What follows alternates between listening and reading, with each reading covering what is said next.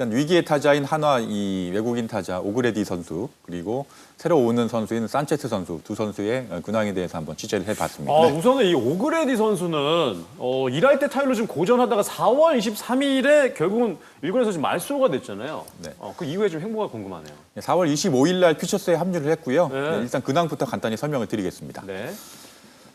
말씀드린 대로 4월 25일부터 퓨처스에 합류해서 경기를 뛰고 있고 팀에서는 어떻게 생각하냐 하면 아무래도 삼진이 1군에서 많다 보니까 공을 끝까지 보려고 하는 것 때문에 점점 히팅 포인트가 계속 뒤로 밀리고 있다. 이런 점들이 좀 문제라고 인식을 하고 있고요. 그래서 퓨처스에서 자신감을 회복할 필요가 있다라고 얘기를 하고 있습니다. 네, 기록을 찾아봤더니 어제 오늘 3경기 퓨처스에서도 출전을 했더라고요. 근데 아직 일할 때 타율이고 그나마 위안거리는 삼진이 1군에서만큼은 많지는 않다. 네. 이게 좀 위안거리고요. 그리고 오그레디 선수가 약간 다소 내성적인 성격이래요. 근데 다음 달 초중순에는 아마 가족이 합류할 수도 있을 것 같아서 이 부분이 좀 힘이 되지 않을까 이렇게 생각을 하고 있고 무엇보다 오그레디 선수에게는 운명의 6월 달이 될 것 같습니다. 무슨 얘기냐면 시즌 초에는 사실 대체 외국인 선수를 구하기가 쉽지가 않거든요. 사실 또 원인도 부상이 아니고 부진이지 않습니까? 메이저리그에서도 6월 달에는 순위 싸움에 돌입을 하기 때문에 주전 선수, 기존에 썼던 선수 위주로 팀을 운영을 하거든요. 네. 그래서 이때부터 한 6월 정도 되면 이제 빅리그를 포기한 탈락한 이제 마이너리그 선수들이 나오기 때문에 오그레디 선수가 계속 지금처럼 부진을 하게 된다면 아마 6월에는 아마 팀에서도 결단을 내리지 않을까 그렇게 생각이 듭니다. 근데 이 오그레디 선수 좀 네. 다시 좀 부활할 수 있을까요? 글쎄요, 퓨처스에 지금 내려가서 경기를 치르고 있는데 뭔가 이제 타격감을 끌어올리는 거는 굉장히 좋은데요.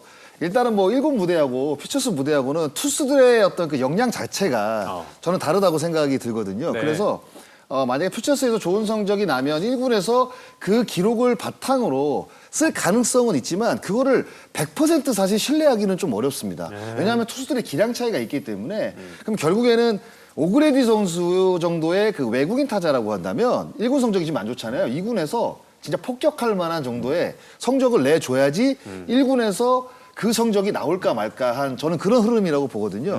그래서 글쎄 하나가 결국에는 이제 선택을 해야 되는데 어떤 선택을 할지 모르겠습니다. 일단은 처음으로 지금 퓨처스에 내려간 상황이라 그 선수의 어떤 그 활약이라든가 어떤 그 컨디션이 좋아지는 모습 이런 것들을 잘 관찰을 할 텐데 2군에서도 만약 퓨처스에서도 성적이 나아지지 않는 모습이 나아지는 모습이 나오지 않는다고 한다면 글쎄요, 빠른 결단을 좀 해야 되는데 일단은 들리는 얘기로는 일단은 투수를 지금 한 명 바꿨잖아요. 네. 그런데다가 외국인 선수 같은 경우에는 보장된 금액을 다 줘야 되는 상황이라 이게 외화 낭비라는 또 이야기도 있거든요. 네. 그래서 아마 하나 구단이 쉽게 지금 결정을 지금 내리지 못하고 있는데 결국에는 하나가 지금 또 경기력이 또 안 좋아지고 있거든요. 그 외국인 타자의 이 공백이 너무나도 지금 크게 느껴집니다. 그러니까 그렇죠. 최은성과 노시환 두 명이 끌고 가기에는 사실상 타선이 굉장히 버거워 보이거든요.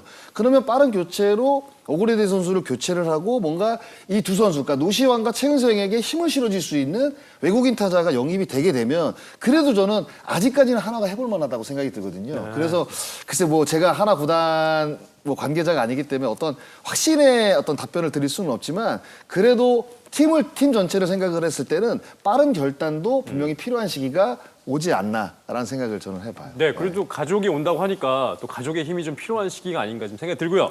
오그레디 선수가 이제 퓨처스에서 달라진 모습으로 다시 올라올 수 있을지 지켜봐야 될 것 같고 또 하나 소식은 또 반가운 우리 외국인 선수가 다시 교체돼서 들어왔다는 소식이 있으니까 좀 기대해볼 만한 소식도 있는 것 같습니다. 예, 버치 스미스 선수를 대체한 리카르도 산체스 선수인데요. 네. 보니까 오늘 입국을 했더라고요. 아하. 예, 그리고 현재 일정으로 본다면 지금 설명드리겠지만 5월 초에 등판을 할 것으로 전망이 됩니다. 네.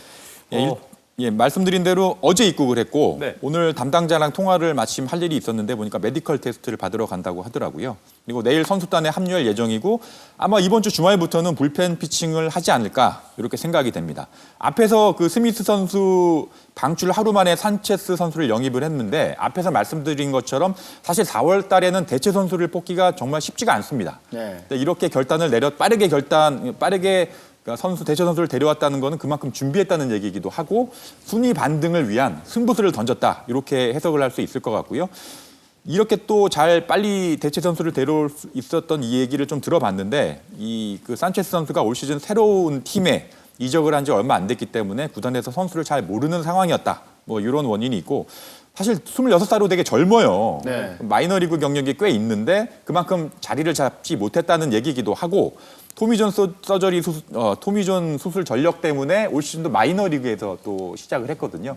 그런 점 때문에 한화가 좀 설득할 수 있지 않았나 싶기도 하고 또 결정적으로 수베로 감독과 같은 베네수엘라 선수라는 것도 어떻게 좀 데려올 수 있었던 어떤 이점이 되지 않았나 싶습니다. 네. 제가 뭐 이번에 드릴 질문은 조금 약간 다른 얘기인데, 그러니까 지난 시즌에도 이제 하나가 외국인 투수 때문에 참 골머리를 앓았었거든요. 그러니까 이렇게 이제 외국인 선수 부상 이탈로 인해서 이제 각 구단이 굉장히 이제 힘들어하고 있는데 마지막으로 이제 취재한 내용이 KBO 이제 외국인 선수 제도 변화와 이제 관련된 내용입니다. 네. 지금 우리가 1호 그 퇴출 선수, 방출 선수, 버치 스미스 선수 얘기를 했는데 갈 때 좀 안 좋은 모습을 보였어요. 아, 맞아요. 예, 잘 아시겠지만 SNS로 팬과 DM 설전을 좀 벌이는 사건이 해프닝이 좀 있었거든요. 네. 개막전에서 공을 60개를 던지고 80만 달러를 받았다. 인센티브 빼고 이렇게 뭐 유리몸이다. 그리고 이제 또 이 스미스 선수도 이렇게 좀 뭐 나쁜 말을 던지고 갔는데 이 DM 사건을 보면서 드는 생각이 뭐였냐면 네. 좀 엉뚱한 얘기인 것 같기도 하지만 그 층간소음 문제가 좀 연상이 되더라고요. 네. 층간소음 이게 사회 문제가 되기도 하지 않습니까? 네. 무슨 말이냐면 아파트를 뭐 집을 지었는데 층간소음 때문에 이웃끼리 분쟁이 있어요. 감정 싸움을 하고. 네. 근데 제가 그걸 보면서 아니 집을 지을 때 층간소음이 안 나게 지을 수는 없을까? 근본적인 문제가 발생하지 않도록 하면 좋지 않을까라는 생각을 했거든요. 네. 마찬가지로 이 스미스 선수 같은 경우에도 끝은 좋지 않았지만 외국인 선수가 와서 기본적으로는 잘하고 싶을 거예요.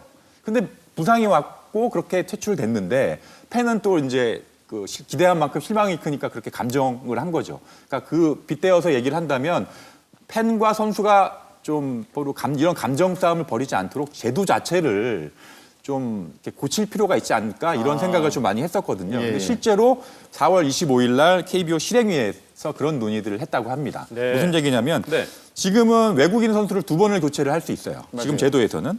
근데 교체할 때 구단은 웨이버 공시를 해야 됩니다. 네. 그 말인즉슨 무조건 방출을 해야 된다는 거예요. 근데 지금 사실 외국인 선수 투수 같은 경우에 보면 1, 2 선발로 공을 들여서 데려오잖아요. 한두 해 보는 게 아니고 최소 2, 3년은 보고 선수를 공을 들여서 영입을 하는 거거든요. 근데 이렇게 예상치 못한 부상 때문에 방출을 하니까 아쉬운 거죠. 그리고 뭐 장 해설위원이 말씀하신 대로 연봉을 다 보장을 해야 되기 때문에 외야 낭비라는 지적도 있습니다. 아하. 사실 버치 스미스 정도는 양반이에요.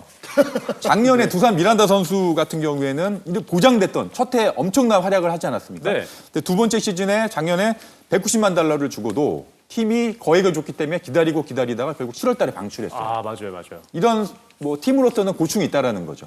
큰 돈을 투입을 했는데 쉽게 방출할 수 없다라는 그런 좀 고충이 좀 있는 것 같습니다. 네.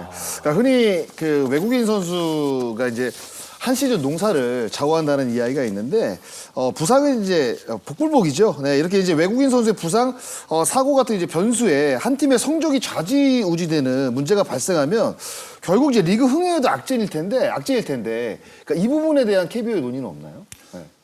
그 4월 25일 날 KBO 실행위가 있었는데 거기에서 좀 실질적인 논의가 있었고요. 네. 아마 지금 대략 들리는 바로는 이런 이른바 먹튀 논란은 내년부터는 아마 없어질 것 같습니다.